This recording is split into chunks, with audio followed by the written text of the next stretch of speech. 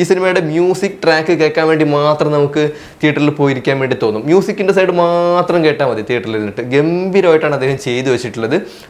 Manjummel Boys directed by Chidambaram, based on a true സ്റ്റോറിയാണ്. എനിക്ക് വല്ലാണ്ട് ഇഷ്ടപ്പെട്ടു ഈ സിനിമ. വളരെ ബ്രില്യൻ്റ് ആയിട്ട് മേക്ക് ചെയ്തിട്ടുള്ള ഒരു കിഡിലുമായിട്ടുള്ള സിനിമ. സിനിമയിലേക്ക് വന്നു കഴിഞ്ഞാൽ ഞാൻ ആദ്യം ടെക്നിക്കൽ സൈഡ് പറയാം.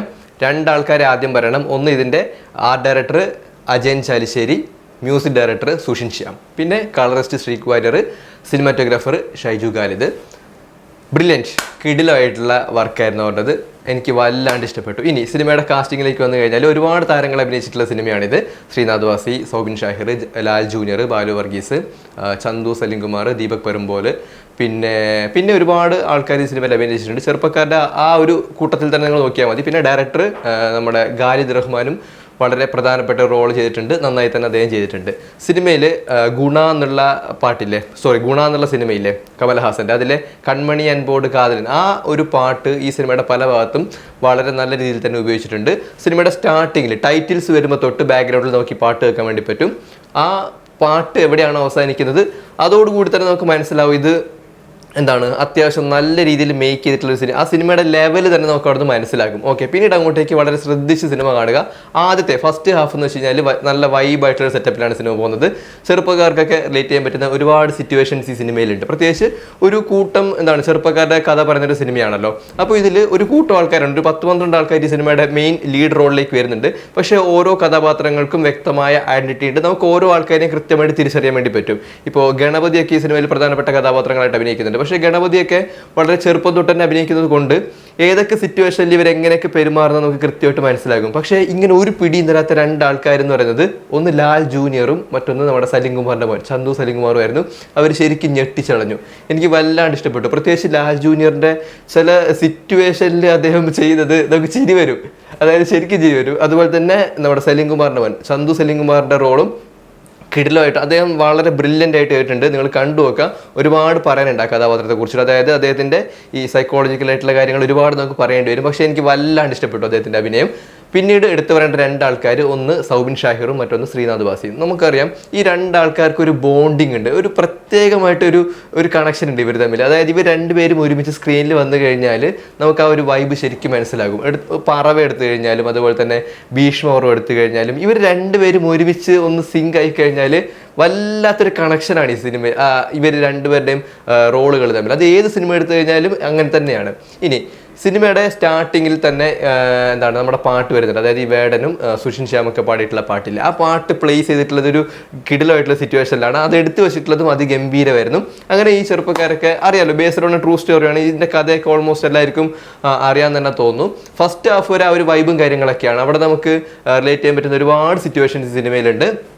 അങ്ങനെ ഇവർ ട്രിപ്പ് അടിച്ച് പോകുന്നതും പിന്നെ കൊടൈക്കനാലിലെത്തുന്നതും ഏകദേശം ഇന്റർവെല്ലോട് കൂടി തന്നെ നമുക്ക് അത്യാവശ്യം കാര്യങ്ങളൊക്കെ മനസ്സിലാകും. അതായത് ഇനി അങ്ങോട്ടേക്ക് എന്തായിരിക്കും എന്നുള്ള കാര്യങ്ങളൊക്കെ നമുക്ക് പ്രിഡിക്റ്റബിൾ ആയിട്ടുള്ള സിറ്റുവേഷൻ ആണ്. പക്ഷേ പ്രിഡിക്റ്റബിലിറ്റി ഉണ്ടെങ്കിൽ പോലും നമ്മളെ പിടിച്ചിരുത്താനായിട്ട് സംവിധായകരെ കഴിഞ്ഞിട്ടുണ്ട്. അതാണ് ഈ സിനിമയുടെ ഏറ്റവും വലിയ വിജയം എന്ന് പറയുന്നത്. അതായത് നമുക്ക് ഓരോ സിറ്റുവേഷനും നെക്സ്റ്റ് എന്തായിരിക്കും നമുക്ക് ഏകദേശം ഊഹിക്കാൻ വേണ്ടി പറ്റും. പക്ഷെ എന്നാലും നമ്മളവിടെ പിടിച്ചിരുത്തുക എന്ന് വെച്ചാൽ അത്യാവശ്യം നല്ല എഫേർട്ടുള്ള കാര്യമാണ്. ആ എഫേർട്ട് നന്നായി തന്നെ അദ്ദേഹം ചെയ്തിട്ടുണ്ട്, ഡയറക്ടർ ചെയ്തിട്ടുണ്ട്. പിന്നെ സിനിമാറ്റോഗ്രഫി പല സ്ഥലങ്ങളിലും എനിക്ക് വളരെ ബ്രില്യൻ്റ് ആയിട്ട് നമുക്ക് കൈയടിക്കാൻ വേണ്ടി തോന്നും. അതായത് ഷൈജു ഖാലിദിന്റെ വർക്ക് ഏകദേശം അറിയാമല്ലോ, വളരെ ബ്രില്യൻ്റ് ആയിട്ടുള്ള വർക്കാണ്. അതുപോലെ തന്നെ കളർ ഗ്രേഡിങ്ങും അതിഗംഭീരമായിരുന്നു. സുഷിൻ ശ്യാമിൻ്റെ വർക്ക് പല സ്ഥലങ്ങളിലും സിനിമയെ ഒന്ന് ലെവലപ്പ് ചെയ്യാനായിട്ട് വളരെയധികം സഹായിച്ചിട്ടുണ്ട്. നമുക്ക് തന്നെ ആവേശം ഉണ്ടാക്കുന്ന ഒരുപാട് സിറ്റുവേഷൻസ് ഈ സിനിമയിലുണ്ട്. ആ സിറ്റുവേഷൻ ഡിമാൻഡ് ചെയ്യുന്ന മ്യൂസിക് തന്നെയാണ് അദ്ദേഹം പ്ലേസ് ചെയ്തിട്ടുള്ളത്.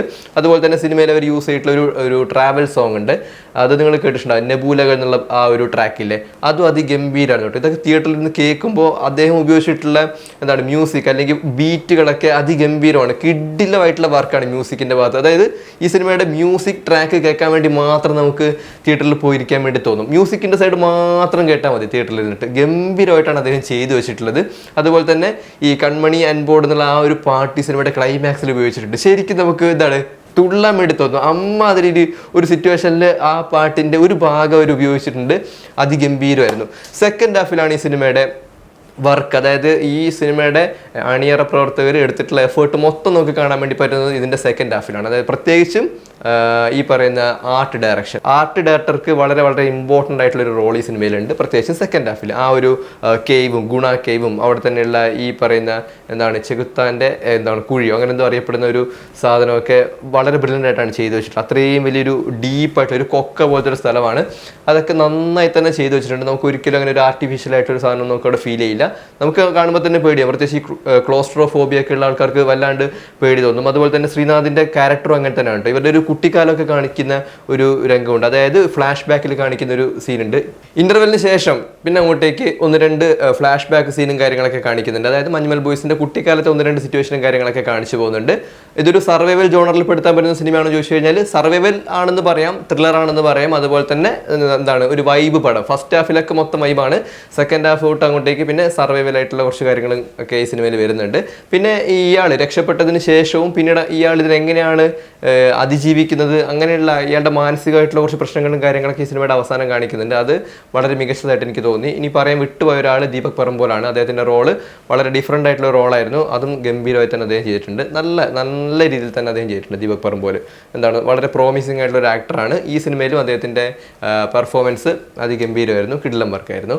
അതുപോലെ തന്നെ സൗബിൻ ഷാഹിറിൻ്റെ വർക്ക്, അതായത് ഈ സൗബിൻ ഷാഹിറിൻ്റെ ക്യാരക്ടറിനെ കുറിച്ച് പറയുകയാണെങ്കിൽ നമുക്കങ്ങനെ ഒരാളെ രക്ഷിച്ചു അങ്ങനെ ഒരു ഹീറോയിക് ആയിട്ടുള്ളൊരു പരിവേഷമോ അങ്ങനെയൊന്നുമല്ല. ആ സംഭവത്തിന് ശേഷവും അയാൾ കടന്നു പോകുന്ന പ്രശ്നങ്ങളും അല്ലെങ്കിൽ അദ്ദേഹത്തിൻ്റെ ജീവിത സാഹചര്യങ്ങളൊക്കെ ഈ സിനിമയിൽ എടുത്തു വെച്ചിട്ടുള്ളത് വളരെ നന്നായിരുന്നു. സിനിമയുടെ ക്ലൈമാക്സിനോട് എടുക്കുന്ന സമയത്ത് വളരെ സാധാരണക്കാരായിട്ടുള്ള ആളുകളുടെ ജീവിതം തന്നെയാണ് ഈ സിനിമയിൽ കാണിച്ചിട്ടുള്ളത്. അതൊക്കെ എനിക്ക് വളരെയധികം ഇഷ്ടപ്പെട്ടു. റിലേറ്റ് ചെയ്യാൻ പറ്റുന്ന ഒരുപാട് സാഹചര്യങ്ങളും കാര്യങ്ങളൊക്കെ ഉണ്ടായിരുന്നു. പിന്നെ മറ്റേ ക്ലബ്ബ്, അതിൻ്റെ പരിസരം, അതുമായി ചുറ്റിപ്പറ്റി നിൽക്കുന്ന ആൾക്കാർ, ഇതൊക്കെ നമുക്ക് വളരെയധികം റിലേറ്റ് ചെയ്യാൻ പറ്റുന്ന, നമ്മുടെ ഇടയിൽ തന്നെ ഇതേപോലുള്ള കുറേ കഥാപാത്രങ്ങൾ നമുക്ക് കാണാൻ വേണ്ടി പറ്റും. അപ്പോൾ സിനിമ കാണുന്ന സമയത്ത് തന്നെ നമ്മുടെ കൂടെയുള്ള കുറേ ആൾക്കാരെ നമുക്ക് സ്ക്രീനിൽ കാണുന്നത് പോലെ നമുക്ക് ഫീൽ ചെയ്യും. അങ്ങനെ വൈബായി കാണാൻ പറ്റിയ ഒരു ഫസ്റ്റ് ഹാഫും ത്രില്ലിംഗ് ആയിട്ടുള്ളൊരു സെക്കൻഡ് ഹാഫും അവസാനം ഈ പറയുന്ന സർവൈവലും അതുപോലെ തന്നെ അതിന് ശേഷമുള്ള ഇവരുടെ ട്രോമയും കാര്യങ്ങളൊക്കെ പറഞ്ഞു പോകുന്ന മ്യൂസിക്കലി റിച്ച് ആയിട്ടുള്ള നല്ല ബീറ്റും കാര്യങ്ങളൊക്കെയുള്ള ചില തമാശകളൊക്കെയുള്ള വളരെ ബ്രില്യൻ്റ് ആയിട്ടുള്ള സിനിമ മഞ്ഞുമൽ ബോയ്സ് ബൈ ചിദംബരം.